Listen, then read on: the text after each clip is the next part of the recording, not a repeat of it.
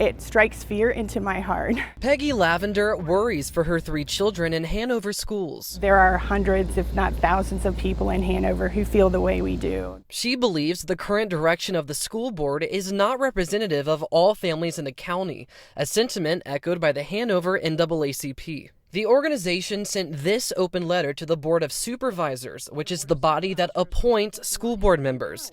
Hanover is one of the only localities in our area where the school board is not elected by the voters. Now, the letter claims the last 3 school board members were removed by the Board of Supervisors in a non-transparent process after they supported changing the names of schools that were named after Confederate generals. The lack of logic in the explanations of why a change in the seats were necessary. And the NAACP claims the most recent appointee, John Redd, is unwilling to separate his religious beliefs from policy decisions. That's not what public schools are for. That's not how they serve a public, diverse community. As Hanover faces a lawsuit from the American Civil Liberties Union for not creating a bathroom and locker room policy to accommodate transgender students per state law. Emails obtained through open record laws show that Redd communicated with Hanover Peterson, the supervisor who appointed him to the school board, in the weeks and months leading up to his appointment. He expressed his views on transgender issues multiple times,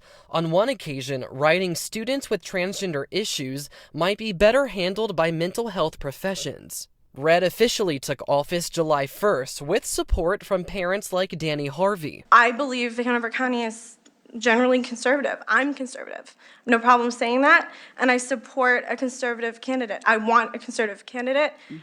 And my children have never had a problem.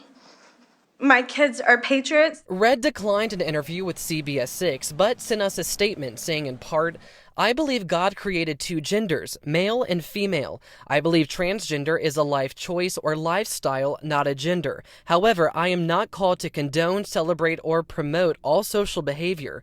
Please hear me. My personal beliefs do not nullify my compassion for parents and students affected by the social and emotional issues introduced by gender dysphoria." And when it comes to separation of church and state, Todd Gackey with the Family Foundation points to a recent Supreme Court ruling in favor of a New York school coach who prayed with his team. He says Hanover school officials should also be allowed to express religion in the public square, though that's not okay with Lavender. It's time for a change.